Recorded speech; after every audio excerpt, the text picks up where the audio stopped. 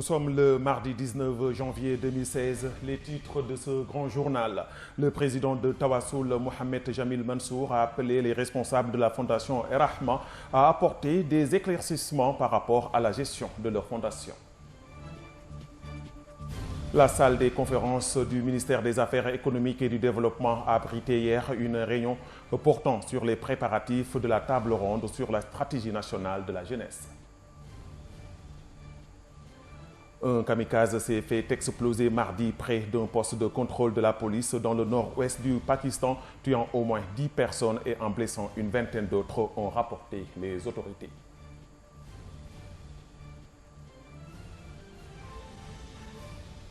Bonsoir et bienvenue dans ce journal.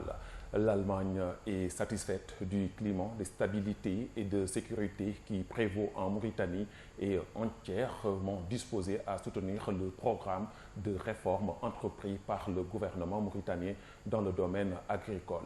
C'est du moins ce qu'a déclaré le ministre fédéral allemand de l'alimentation et de l'agriculture en marge du 90e séminaire international de l'alimentation et de l'agriculture et de la 8e conférence des ministres de l'agriculture tenue à Berlin entre le 14 au 16 janvier courant. Madame Lamina Minto-Khotop Oulmouma, ministre de l'Agriculture, qui a représenté notre pays à cette rencontre, qui a regroupé 65 pays et des organisations internationales, a mis à profit ce déplacement pour s'entretenir avec la directrice générale adjointe de la FAO, qui l'a assuré de la poursuite de la coopération fructueuse de son organisation avec la Mauritanie. La ministre, qui avait présidé auparavant à Khartoum les travaux de la 45e session du Conseil exécutif de l'Organisation arabe pour le développement agricole AOUDA, a eu des rencontres fructueuses avec les ministres saoudiens de l'agriculture, de Palestine, du Soudan et le directeur général de l'OADA. La participation hier de la Mauritanie à Alger à la réunion périodique de haut niveau des États et organisations internationales chargées d'assurer le suivi de la mise en œuvre de l'accord pour la paix et de réconciliation entre les parties maliennes. Les délibérations de cette réunion de haut niveau à laquelle notre pays était représenté par Mme Hadjetou Marek Fall, la ministre déléguée auprès du ministre des Affaires étrangères et de la coopération chargée des affaires maghrébines africaines et des Mauritaniens de l'étranger, ont eu lieu à travers 2 sessions de travail, dont la première a été consacrée aux consultations internes entre les pays et organisations membres de la médiation internationale et la seconde au niveau actuel de mise en œuvre de l'accord sur le terrain, c'est-à-dire l'identification des contraintes et la proposition de solutions. Le parti de Tawassoul du président Mohamed Jamil Mansour a organisé une conférence de presse aujourd'hui à Nouakchott pour appeler les responsables de la fondation Rahma à apporter des éclaircissements par rapport à la gestion de leur fondation. Une analyse d'Anissa Tahar.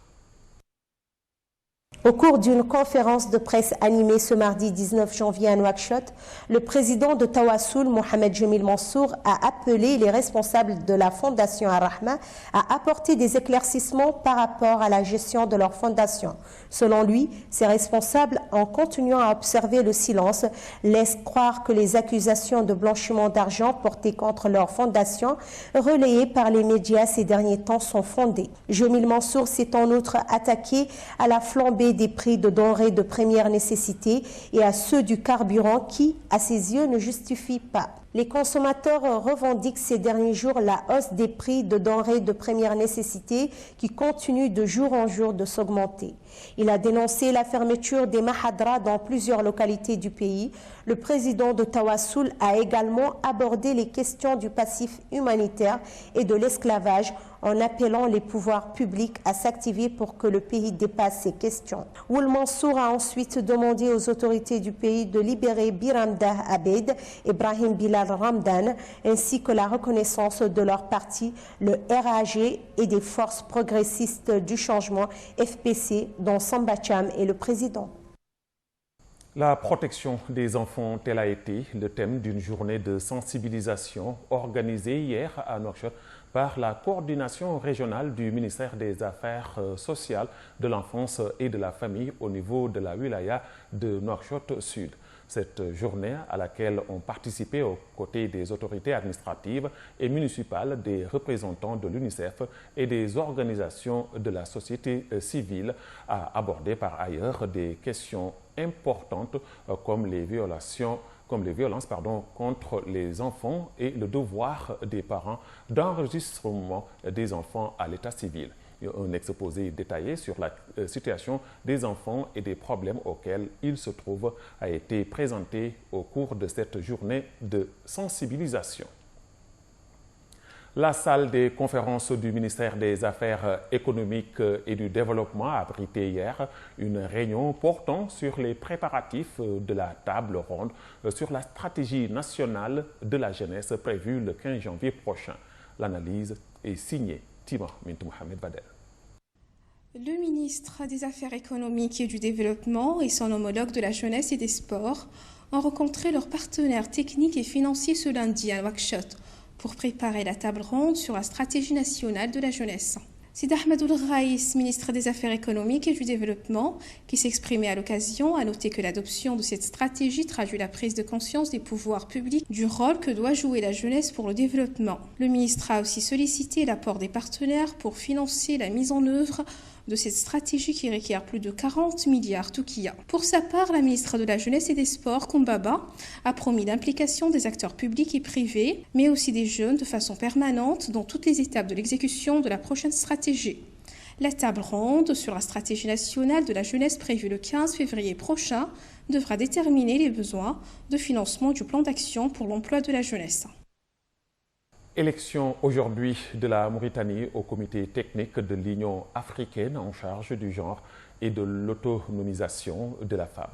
Cette élection, qui a eu lieu au siège de l'Union africaine à Addis Abeba, a été l'occasion pour les participants d'adopter un certain nombre de documents, notamment le statut du comité technique, la discussion de rapports portant sur le genre et l'autonomisation de la femme africaine et la promotion de ses droits, conformément à la déclaration consacrant l'année 2016, année des droits de l'homme en Afrique.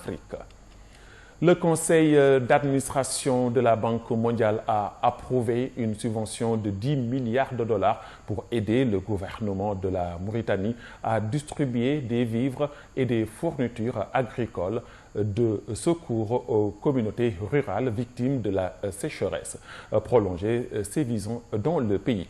Les fonds permettront de fournir les engrais aux riziculteurs, des produits vétérinaires et des vaccins pour le bétail aux éleveurs, des céréales aux communautés et aidera le pays à faire face aux pénuries d'alimentation humaine et animale actuelles.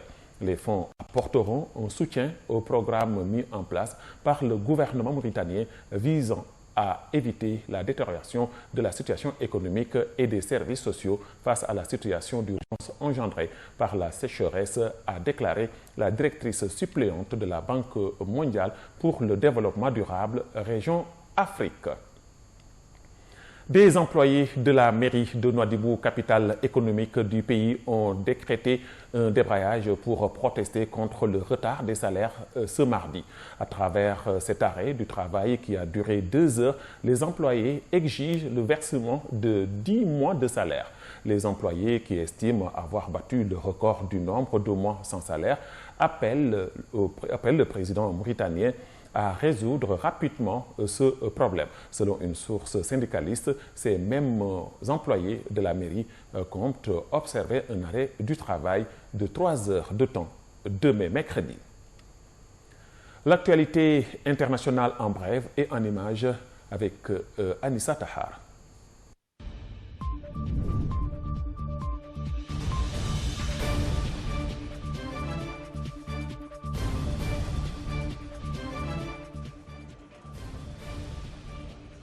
Un kamikaze s'est fait exploser mardi près d'un poste de contrôle de la police dans le nord-ouest du Pakistan, tuant au moins 10 personnes et en blessant une vingtaine d'autres, ont rapporté les autorités.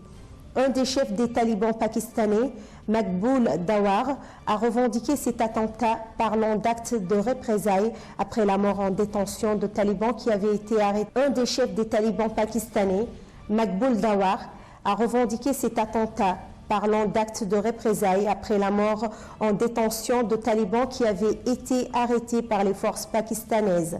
Parmi les morts figurent 5 policiers et un journaliste. L'attaque s'est produite dans les zones tribales où les forces de sécurité sont en lutte contre les talibans pakistanais et d'autres groupes islamistes, non loin de la frontière afghane, ont déclaré 2 hauts responsables gouvernementaux.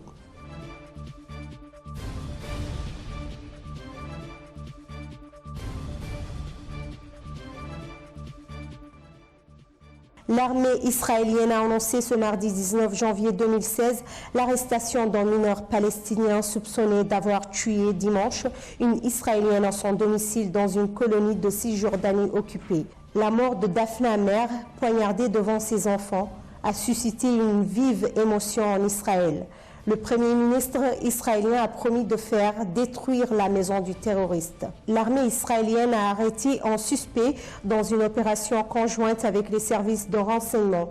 Opération apparemment filmée et diffusée en partie par les médias israéliens. Le suspect serait un mineur palestinien, mais l'armée refuse de fournir davantage de détails. Elle ne confirme pas non plus les informations de la presse locale concernant son identité. Son nom, son âge et sa photo ont été publiés très rapidement par certains médias.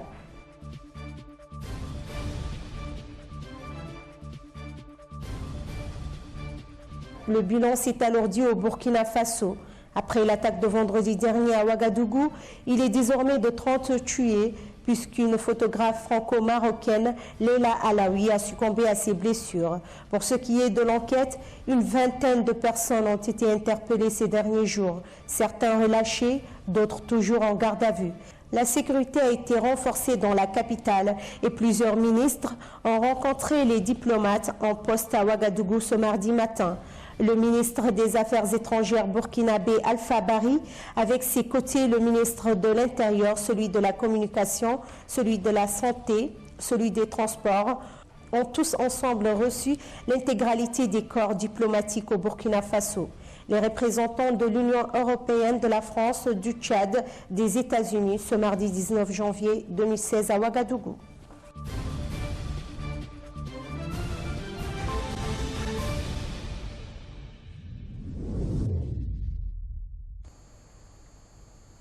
La page sportive de ce journal avec Mohamed Babeta.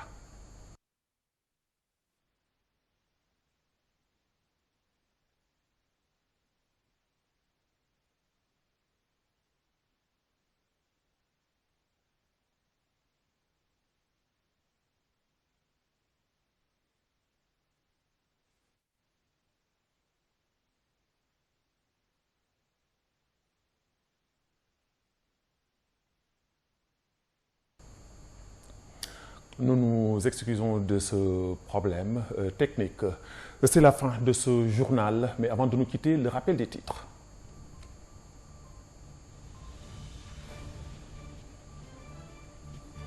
Le président de Tawassoul, Mohamed Jamil Mansour, a appelé les responsables de la fondation Rahma à apporter des éclaircissements par rapport à la gestion de leur fondation. La salle des conférences du ministère des Affaires économiques et du Développement a abrité hier une réunion portant sur les préparatifs de la table ronde sur la stratégie nationale de la jeunesse.